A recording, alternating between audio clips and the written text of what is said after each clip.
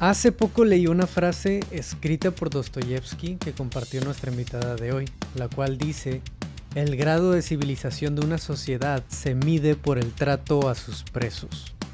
Y creo profundamente que esto es tan real como necesario de traer a la conversación. Trabajar con hombres en las prisiones es la representación colectiva del trabajo de sombra, algo que hemos hablado mucho en este podcast.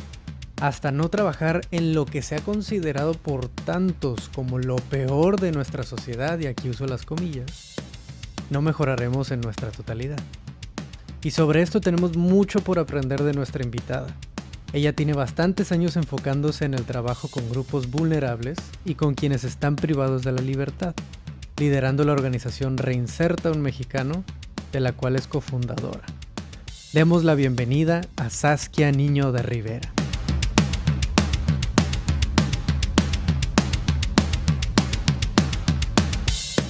Saskia, bienvenida. No, al contrario, Ricardo, gracias. Saskia, siempre empezamos estos podcasts, estas sesiones con nuestros invitados con una pregunta muy importante, que es: ¿qué experiencia, qué fue lo que viviste en tu historia, en tu pasado, que te llevó a hacer lo que estás haciendo ahora? Esa pregunta me genera mucho conflicto. Me genera mucho conflicto porque a veces siento que la gente necesita una excusa o una razón para hacer lo que nos compete hacer como ciudadanos y como ciudadanas, ¿no? No hay, especialmente con temas de activismo, de repente,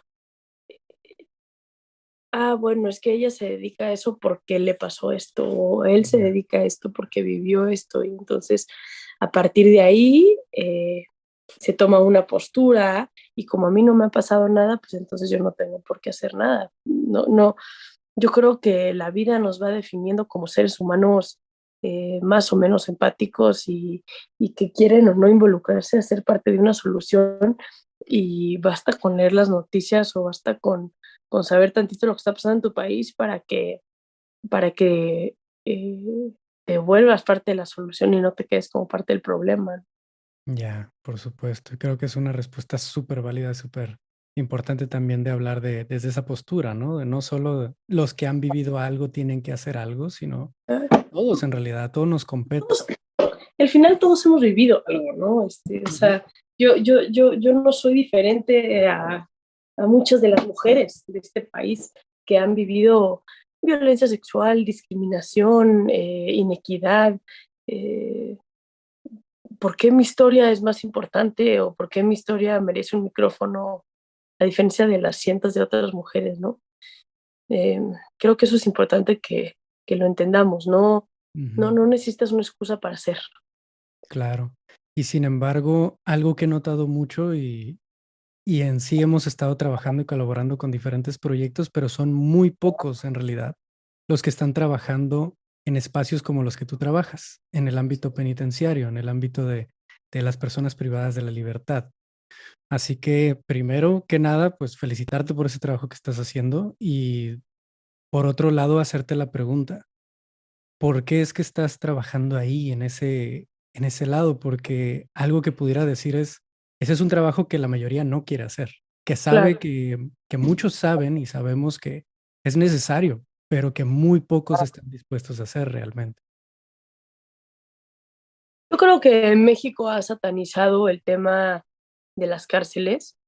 Creo que una consecuencia directa de la ausencia de Estado de Derecho y de justicia tiene que ver con el que necesitemos una excusa para, para pretender que hay justicia. Y eso ha sido el odio hacia la cárcel, ¿no? Pues hemos depositado en nuestro sistema de justicia penal eh,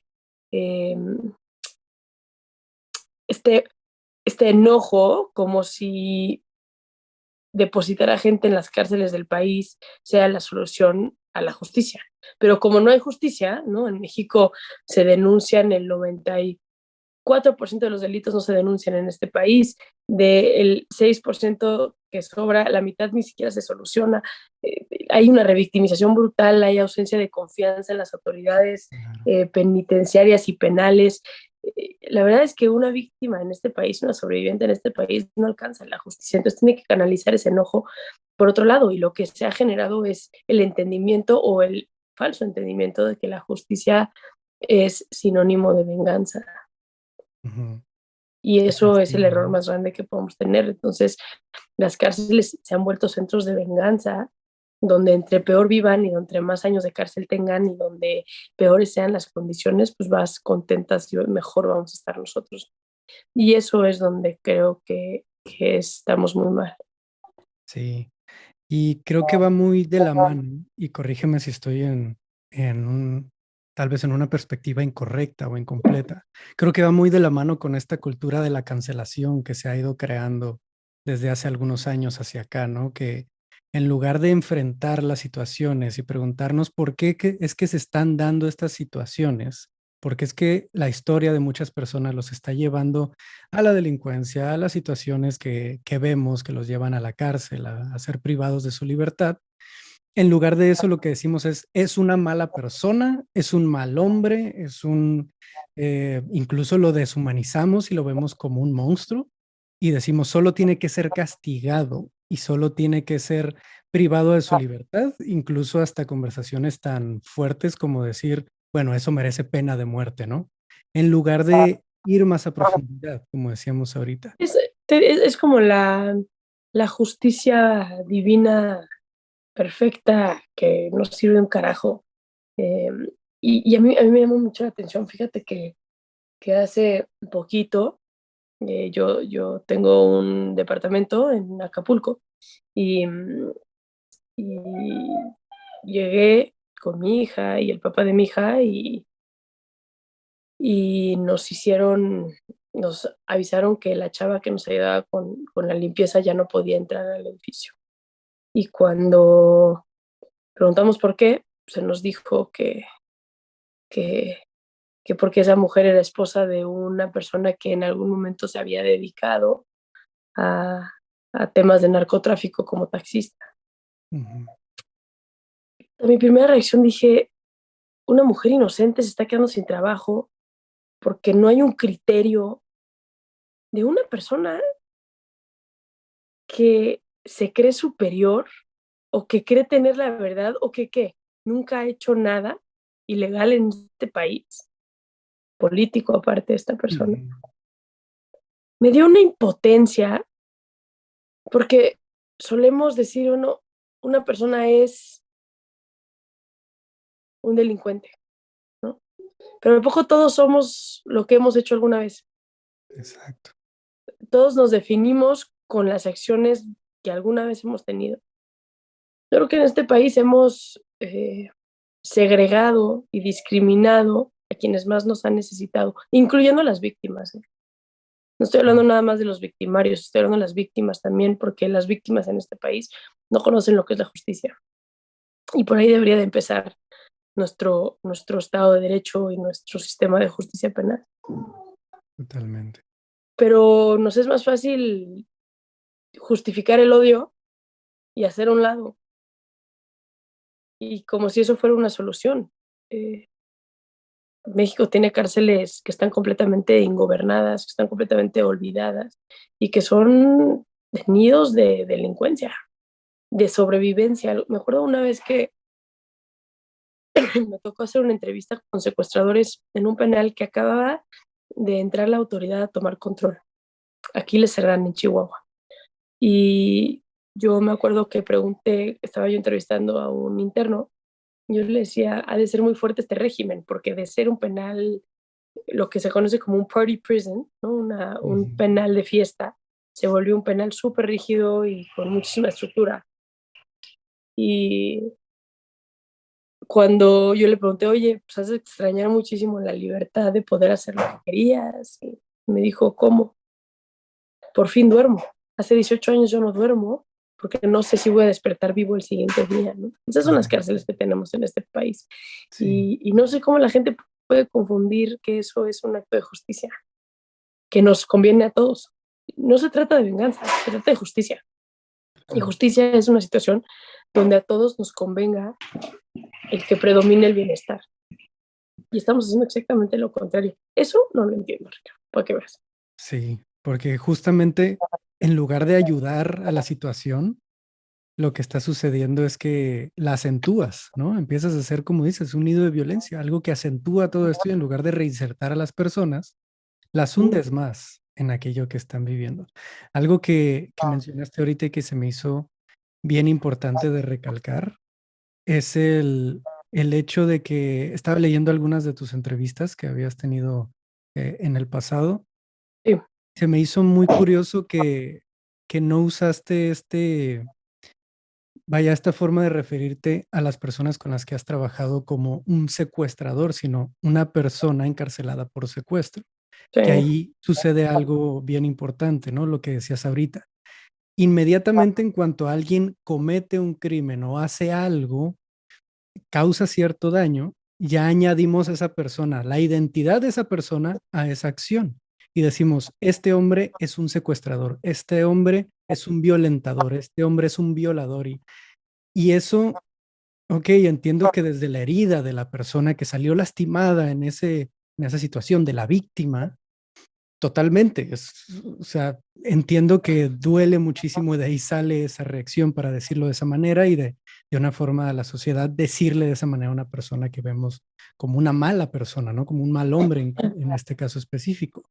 Pero por otro lado, y del lado psicológico, que entiendo que te has formado desde este lado, eh, estamos bloqueando la posibilidad de que ese hombre o esa persona salga adelante a través de esa situación porque ya estamos añadiendo esa identidad y entonces esa persona empieza a escuchar y a escuchar y a escuchar que eso es. Esa es la Eh, base de la justicia restaurativa. La justicia restaurativa, que es el tipo de justicia que la verdad ha predominado en los modelos de éxito más importantes, que tiene que ver con la manera que la persona que agrede o infringe restaura. Y, y, y tú tienes, cuando estás implementando la justicia, no nada más se trata del castigo por venganza, se trata del castigo con la parte restaurativa, con la parte de decir, bueno, ¿cómo puedo reparar aquello que hice? Porque eso no nada más me genera una oportunidad a mí como ser humano, le genera una oportunidad a quien se vio afectado directamente eh, eh, de la situación, ¿no? Entonces, Ujú. en países, en España, en Argentina, en Chile, la justicia restaurativa se usa de manera como muy cotidiana y en México hay una ausencia de eso que tiene que ver con eso que tú estás diciendo, Ricardo, que es yo no soy, no me define lo que hice o lo que accioné. A nadie nos define lo que accionamos o lo que hacemos. Eh, y eso creo que es bien importante que lo digamos. Y eso no quiere decir que estoy exento a consecuencias, Exacto. ¿no? Pero si yo toda la vida, me dices que tú, si yo cuando era 14, no sé si cuando tenía 14 años hice trampa en un examen o hice trampa en 3 exámenes y hoy a mis 34 me siguen diciendo, ah, sabes que es la tramposa. Pues ya después de 15 años ya me la creo. Ujú. Yo soy la tramposa, pues ¿por qué voy a dejar de ser tramposa si ya soy tramposa y ya todo el mundo me conoce como una vieja tramposa? Entonces, ¿para qué? ¿No? Y creo que el restaurar tiene que ver con la generación de segundas oportunidades, porque de una u otra manera todos tenemos segundas oportunidades y hay personas a las cuales se les cacha y hay personas a las cuales no se les cacha ciertas acciones que hacen que quizás no son las más legales o quizás no son las más éticas. Y no estamos justificando, ¿no? Creo que aquí es bien importante que usted diga, Claro. cuando hablamos de esto y cuando hablamos de justicia desde esta perspectiva, no estamos justificando el delito, no estamos exentando a quienes cometen un delito de la responsabilidad que les conlleva. Alguna vez la gente luego cree que soy como la defensora oficial de los criminales, ¿no? Y la gente me ha llegado a decir, tú eres la defensora de los criminales. Bueno, qué interesante que la gente me vea así, cuando ni siquiera es así, pero qué interesante que me vean así. Yo trabajo con gente que ya está en la cárcel. Yo trabajo con gente que ya está sentenciada, que ya está cumpliendo una pena y que a través de el reparar con una condena pueden entonces cambiar. Yo no me siento con las personas que están cometiendo delitos en la calle, Ujú. sino tiene que haber un proceso de justicia y eso creo que lo tenemos que entender, ¿no? Sí, exacto. Y hace poco me resuena mucho lo que comentas ahorita de que te identifican como la defensora de los criminales. Hace no mucho publicamos hicimos una publicación, un post que dice una frase muy corta, pero que tuvo mucho backlash, ¿no? Tuvo Ujú. un rebote bastante fuerte que decía, un hombre que hiere es un hombre herido.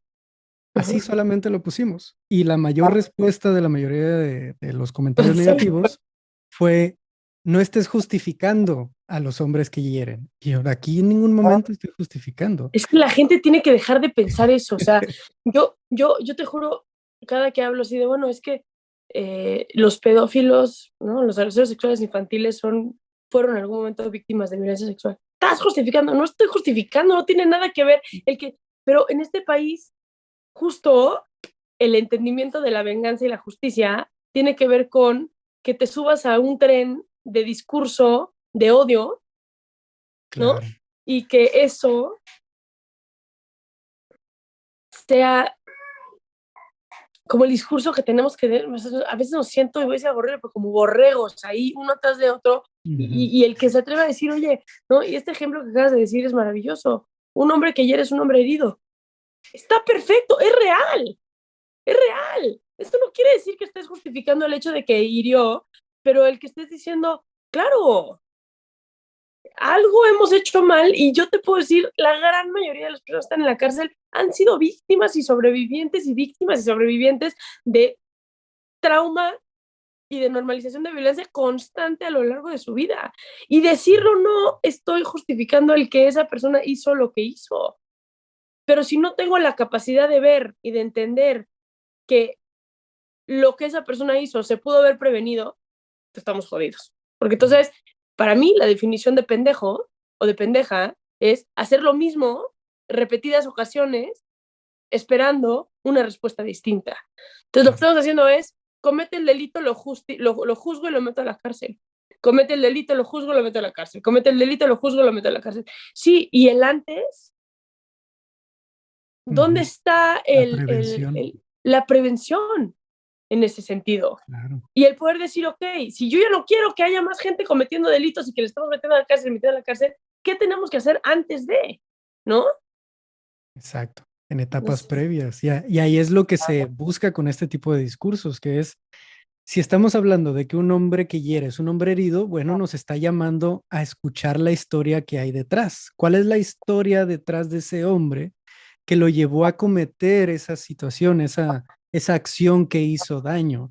Y ahí es buscar en una palabra que me he permitido usar bastante en todo este proyecto, que es tener compasión. La compasión para poder bajar la guardia, dejar de escuchar solo desde tu herida, que es muy importante y es totalmente válida, pero escuchar desde la perspectiva de buscar sanar esa herida para que Claro, entonces todos empecemos como sociedad, claro, individualmente, pero también colectivamente, empecemos a sanar todo eso que se sigue repitiendo como un ciclo y que nos está haciendo daño a todos y que claro. empieza antes de cualquier acción, empieza por escuchar y dejar de reaccionar solamente como tú dices, como borregos de escucho que alguien hizo tal cosa y de volada digo, ese hombre es tal, es un violador, es un agresivo, es un violento.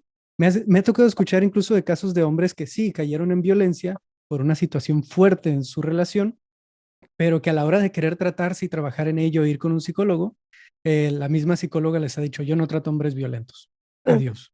Y está en todo su derecho esta profesional de decir sí o no, pero juzgando, decir de esa manera y añadir incluso más a esa situación, Es que de no qué me nos, parece es como, es correcto. hacer lo borrego, ¿no? ¿De qué nos sirve? Y en temas feministas es durísimo, ¿no? Porque Ujú. eh, ¿qué- de qué nos sirve el seguir haciendo a un lado y discriminando? O sea, no entiendo cómo va de la mano la lucha de querer un país menos machista, donde haya menos feminicidios, donde haya menos violencia intrafamiliar, donde haya menos violencia de género. Pero cuando se trata de incluir a los hombres en la lucha, no lo hacemos. Claro. Pero constantemente estamos segregando, como si la segregación per se no sea, no sea el problema Ujú. por el cual estamos como estamos, ¿no? Exacto. Y, y no sé por qué muchas mujeres de repente se rehúsan a, he escuchado, sí, pero no es nuestra obligación educar, no es nuestra obligación en el México que tenemos, no era la obligación hace 50 años de las mujeres sufragistas en Estados Unidos, salir a luchar con todo para poder votar, no era la obligación y el derecho de una mujer que se sentó hasta delante de un camión para pelear por los derechos de la comunidad afrodescendiente. O sea, ¿dónde peleamos sin la responsabilidad que tenemos por el simple hecho de ser mexicanos, de ser mexicanas, de existir en la era en la que estamos existiendo? ¿No? No entiendo el objetivo de que si hoy no se lucha por el México que tenemos, que nos corresponsabilice y que no nos corresponsabilice también. Pero si no lo hacemos, no sé qué estamos aspirando, ¿no? Exacto.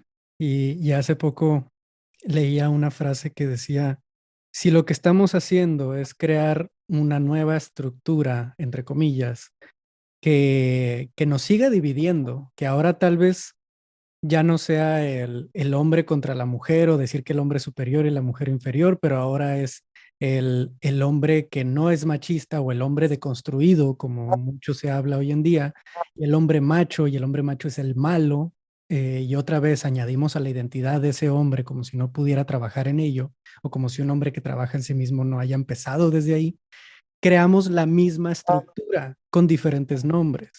Y entonces no llegamos a ningún lado, que es algo que se ve, creo yo, que, vaya, he estado trabajando en temas de prisión y hombres privados de la libertad, pero muy desde lejos, no he estado tan cerca como lo estás tú constantemente, pero creo yo que es una expresión muy clara y mucho más acentuada de esta división y de esta segregación que nos lleva a empeorar la situación, ¿no? Que se ven historias tan fuertes y algo de lo que estaba leyendo también, leía que una de tus primeras experiencias con una persona que había sido privada de su libertad por secuestro era un menor de edad. No sé si nos pudieras contar un poco de cuál era la historia de este muchacho, de este joven. Recuérdame esta historia, la de Juan, o de quién estamos hablando. Estaba viendo que la primera experiencia que tuviste con una persona que había sido privada de su libertad había sido una persona que había entrado por secuestro y era un menor de edad que habían jugado live después. No, no fue una de las primeras, pero fue una experiencia que tuve en la comunidad de internamiento. Ese día terminó en un motín aparte, o sea, estuvo muy cañón. No, eh, fui a estaba haciendo mis prácticas profesionales en una comunidad de internamiento para adolescentes en conflicto con la ley. Y fue muy duro porque se me ocurrió jugar con ellos. Estaba yo trabajando con 3 chavos que estaban acusados por secuestro. Y el juego de live, para quienes no lo hayan jugado, tiene un cochecito, que tiene unos hoyitos, entonces tú tienes vidas. Bueno, tu persona va en el coche y entonces vas sacando tarjetas y vas teniendo que tomar decisiones, ¿no? Si estudias, si no estudias, si inviertes, si no inviertes, si trabajas, si no trabajas, etcétera, etcétera. Eh, y, y de repente, pues los 2 chavos que tenía yo enfrente, estaba yo sentada junto a uno de los chavos y enfrente tenía otros 2 chavos, empezaron a ganar mucho dinero, invertir, no estudiar, o sea, como estas decisiones inmediatas que a mediano y a largo plazo no te favorecen, pero de manera inmediata sí te favorecen. Y el otro chavo decía, no, yo voy a estudiar, yo no voy a tomar ese trabajo, pero yo voy a seguir estudiando, yo voy a seguir, ¿no? Estoy viviendo con mis papás, voy a tratar. Y de repente, pues los otros empezaron a tener hijos y el otro se empezó a casar ¿no? Y de repente cae el que se esperó, ¿no? El que estudió, el que se esperó, cae en la propiedad del otro chavo y el otro chavo le tiene que pagar a él no sé cuántos millones de pesos, no sé qué, y eso lo dejaba al otro chavo como en situación de desventaja absoluta y todo el dinero que había ganado y demás. Y entonces el otro sí, a huevo, yo ya gané más dinero, y no sé qué, y dinero de Monopoly, ¿no? Que vas intercambiando. Y de repente se para uno de los chavos que aparte se dedicaba al secuestro en vida real y se encabrona y le quita una de las vidas del cochecito que era una hija que había tenido este chavo. Y le dice, pues, ¿sabes qué, cabrón? Ya tengo a tu hija secuestrada. Y entonces el güey así, y entonces él se notó mi maestro como que para la oreja y se acerca y le dije, no, espérate, quiero escuchar esto, ¿sabes? y la voy a mutilar, y si tú no me pagas tanto, la voy a hacer, y la chica. Y empezó como en un tema así proyectivo. Ujú. Un chavito de 14 años. Y yo, ¿qué ha pasado este chavo? ¿Qué ha vivido este chavo para tener este nivel de enojo, este nivel de encabronamiento en su vida? ¿No? Me pareció una experiencia bien, bien dura, Claro, bien dolorosa. súper proyectado, ¿no? En que Es empieza a súper salir ese proyecto. lado suyo. Sí, Entiendo que se ha ido desarrollando. sí. Saskia, te agradezco mucho que nos compartas todo esto. La verdad es que No, aún si ha feliz. sido breve, ha sido una plática muy buena, que creo que es muy importante que estos temas se mencionen, sobre todo esta división que se crea tanto en el día a día como en una situación tan fuerte como la población No, al en los contrario, Ricardo, cánceres, gracias ¿no? a ti por considerarme en este espacio y por incluirme en esto de Voices of Brotherhood, que me parece bien interesante desde que vi el título. Hay que incluir a los hombres, hay que hablar con los hombres y hay que encontrar soluciones en conjunto, ¿no? Totalmente. Saskia, como última pregunta, ¿cómo podemos nosotros, como personas que tal vez no estamos tan cerca de estas comunidades, de estos espacios, cómo podemos apoyar en la situación? Yo creo que en el día a día, o sea, sí creo que está en nosotros apoyar el día a día y está en nosotros crear las condiciones día a día con quienes hablamos, con quienes escuchamos, ¿no? Involucrarse en lo que está pasando en nuestra sociedad desde eh, desde una realidad propia, ¿no? No sé. Ujú, buenísimo. Bueno, a todos los que nos están escuchando, les voy a dejar las redes de Saskia si no la siguen todavía y a su proyecto Reinserta.